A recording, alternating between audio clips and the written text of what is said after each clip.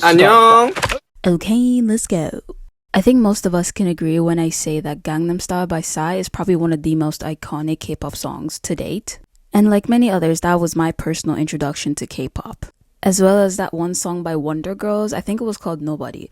But 9-year-old me had never heard such melody before. It was amazing. I was hooked. So it really is no shock to me that further along my timeline in my life, I ended up becoming a K-pop stan. Like, first I became an anime stan, and then it was K-pop. Like, it's literally a canon event. I couldn't stop it. Even though I got into anime first and got fascinated by the anime manga side of Japan, I didn't really get into the music as much. Like, my Vocaloid phase lasted for 2 weeks. Maybe one. And it must have been a very impactful 1 week. Oh my god, Alexa, please. This is a reminder. Anyways, I do have a couple of J-pop songs in my playlist, but it's nowhere near the amount of K-pop songs I have. Then again, I'm not that deep into K-drama either, even though I'm deep into the music, but that's because it's mainly romance and I'm not really into romance genres. But I really do enjoy the K-dramas like All of Us Are Dead, Uncanny Counter, Mask Girl, etc, etc. And then on the flip side, I'm not that into C-pop, even though I literally grew up in China and I was surrounded by Chinese people and Chinese culture. So is it me? Am I the issue here? Naturally, I started to wonder, what is it about K-pop that makes it more globally popular? This is not a new question by any means, and it's already been answered by like tons of people, but I didn't know. So after doing my own research, I wanted to make use of this new information and make a video out of it. Originally, this was just going to be like a J-pop versus K-pop type of thing, but along my research, I also began questioning why C-pop was like basically non-existent to outsiders as well. So we're going to slide it into this as well. J-pop songs often feature chord changes, and I'm gonna be so deadass right now. I really tried my best to research what a chord change or chord progression was, and I can't explain it. I really can't. I couldn't fully grasp it because I've literally never studied music before. Like, I had like music class in the 3rd grade, and that was it. So we're just gonna stay confused then. A chord progression is any series of chords played in a row.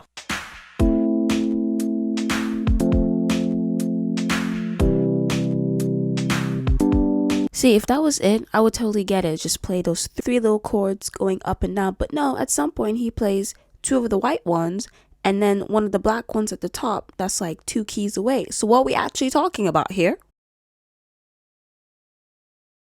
So I don't know if K-pop or C-pop songs don't really have these chord progressions. Anyways, the J-pop sound is closer to traditional Japanese music, and the artists usually sing in a much higher pitch. And on top of that, the songs also have simple melodies. J-pop songs are usually 4 to 5 minutes, and then K-pop songs are usually 3 to 4 minutes. And is it just me, or is it getting shorter and shorter? Come on.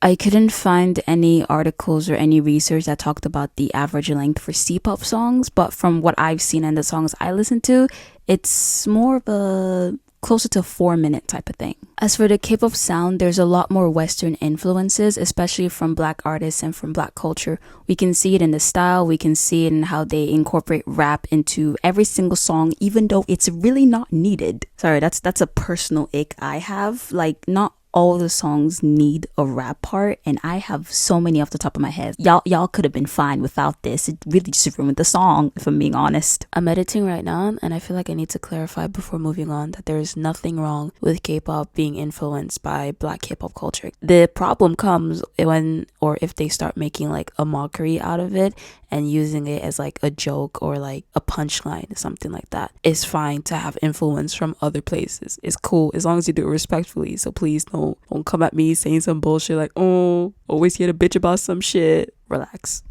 But back to the main point, K-pop songs also seem to have a lot of English words and for the most part English titles as well. And there are also a lot of K-pop songs out there that are fully in English, and that makes me question, is that still K-pop? Like, what exactly is K-pop? Is K-pop the language or is it just the aesthetic?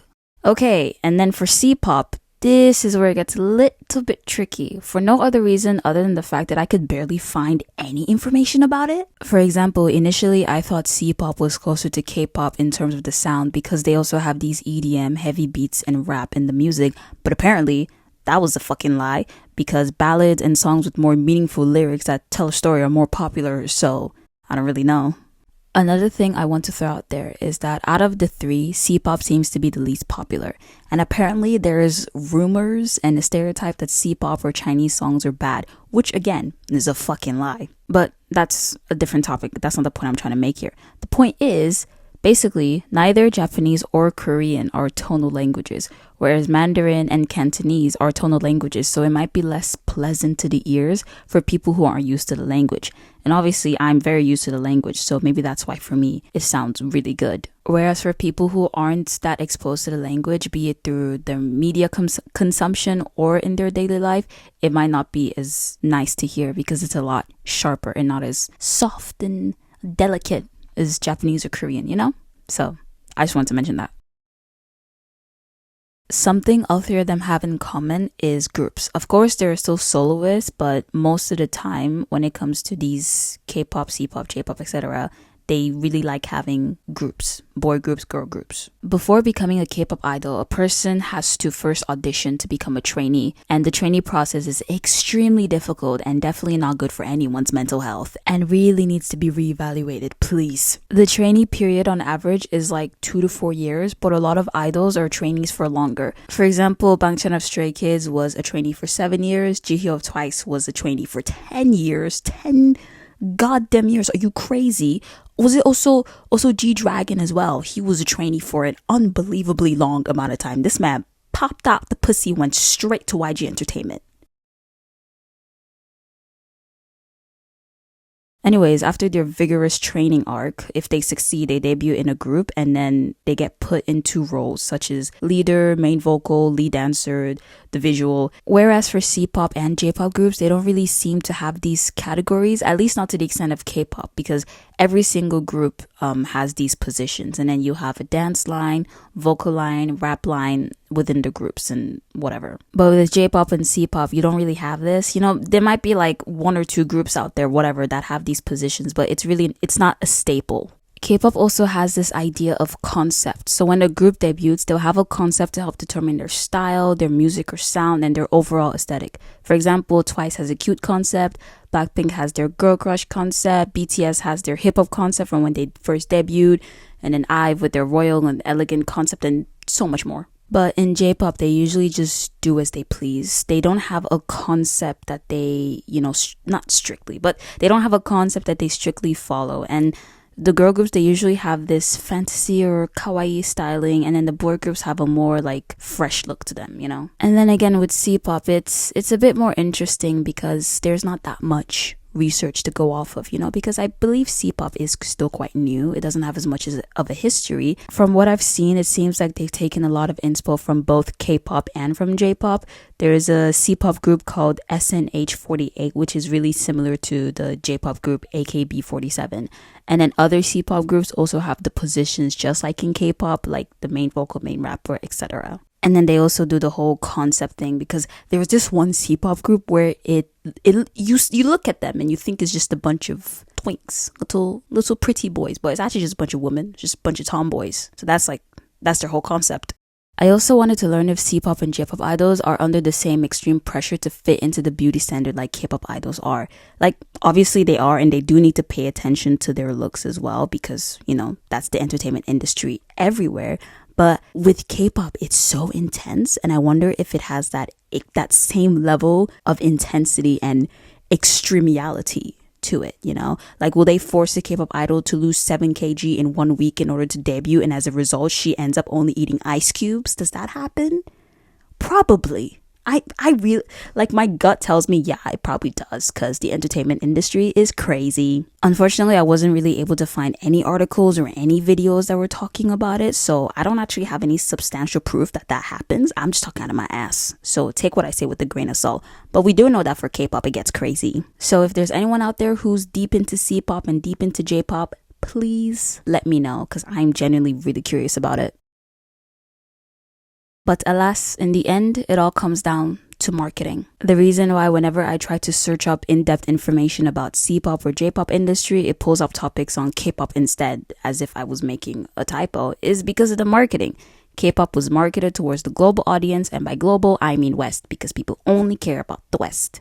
That's probably the reason why K-pop songs usually have more English lyrics. That's probably why they dress in a more Western way, and it's far more toned down compared to the eccentric. Is he eccentric? It's cute. I like it though. The more eccentric C-pop and J-pop groups, they won't scare away the Western audience. More and more groups are starting to have more English speaking members or full English songs. So many promotions and concerts in Americas, lots of collaboration with Western artists. And it makes sense why Korea would want to market outside of just Korea. The country has a population of 51 million people, which, yes, sounds like a lot, but when compared to Japan's 125 million or China's 1.4 billion, it's nothing. So financially, they can't really fully thrive, not as much as they would now if they only marketed in Korea. And also, if you go back to I think it was the end of World War II, Korea was in shambles. They were poor, it broke, the economy was in hell, basically. So they needed a way to, is it open up their borders? I don't know the exact term, but they needed a way to have other countries basically invest in them, and they did that by music. They started off first with marketing towards Japan. I think it was BoA that they were sending out there, and then from there, global, West, wonderful. Japan literally has the second biggest music industry. So if a group is super popular in Japan, they'll be more than fine. Same with China and their population of 1.4 billion. So obviously, J-pop and K-pop are focusing on marketing towards their own people, marketing towards Japanese and Chinese audience. So for outsiders, if you want to like open yourself up to this kind of music, you need to actively put yourself there. You need to go onto Chinese or Japanese streaming platforms or Chinese or Japanese websites, because on YouTube and Spotify, it won't be easy to find the songs because the titles won't be in English. More specifically for China, because they censor everything. They have their own Chinese version of every single app. So they got QQ Music and Hong Xiaoshu. Xiaohongshu, Xiaohongshu, and Bilibili, etc., etc. So it's especially harder for C-pop or Chinese music in general to reach a more global audience, because they're just focusing fully on themselves and just marketing in their own country, and they're fine. Again, 1.4 billion people. You don't really need that much more. Also, not fully related, but for groups that are Chinese or Japanese that are from Korean entertainment companies, where do they class? Wavy, for example, they're all Chinese members, but they're under SM. But then they're marketed by the K-pop standard, Same for Boy Story. Where do they class? They're all Chinese, but they're under JYP and TME Entertainment, and they're marketed like any other K-pop group. Also, the youngest member was 10 years old when he debuted. I'm sick. I'm absolutely sick. If y'all thought K-pop was the only one out here debuting literal children and preteens, nah. Baby Metal, for example, that was crazy. I mean, they're older than me, so when they debuted, I was also a kid. But what? Why are we? Anyways, moving on. Another example, XG. Are they K-pop? Are they J-pop? Or are they just pop? Because they're all Japanese, based in Korea, marketed as a K-pop group, but all their songs are in English. If y'all find the answer, let me know. Long story short, K-pop is more global because it was marketed to be more global, and clearly they succeeded. Y'all can also thank BTS for that. C-pop, on the other hand, is new. Not Chinese music as a whole, obviously, but in general, C-pop idol groups is still new, and they don't have a thick history like K-pop. They don't have a thick history like K-pop and J-pop. And then J-pop isn't as global at the moment because they're just focusing on marketing towards, their massive Japanese audience. Again, second biggest music industry. They're really okay. But in general, Chinese media isn't all that popular. And I do think part of it really has to do with China just being harder to access, They have Google, YouTube, Instagram, and all sorts of other websites completely banned. And then they have a Chinese version of these platforms, which is then mainly used by Chinese or Chinese speaking people. So it'd be the government own fault, basically. Right now, anime and manga is very popular. K-pop and K-dramas are very popular. Same with Thai BLs, which surprised me personally. But I don't really see anyone talking about C-dramas or Chinese music or really Chinese idols who aren't, also K-pop idols. Like Lay from EXO, for example. Or like Ricky from Zero Base One. Count your fucking days. Stop looking at me like that. You hiding forever. Ricky, when I catch you, Ricky. Ricky, when I catch you, Ricky. Ricky, when I catch you, Ricky. Ricky, when I catch you, Ricky. Or even Chinese animation. Guys, 时光代理人, come on. Y'all are sleeping on this. Let's get on it. Chop chop. Let's go. But like, nah, on a serious note, this show is really good. Watch it. Anyways, that's all for this video. Do you listen to K-pop or C-pop or J-pop or just pop? Who's your favorite group? I'm curious. Thank you for watching. Hope you learned something new because I still have no idea what a chord progression is. So, yeah. Subscribe for more, please. It's one button. Please help me. Bye.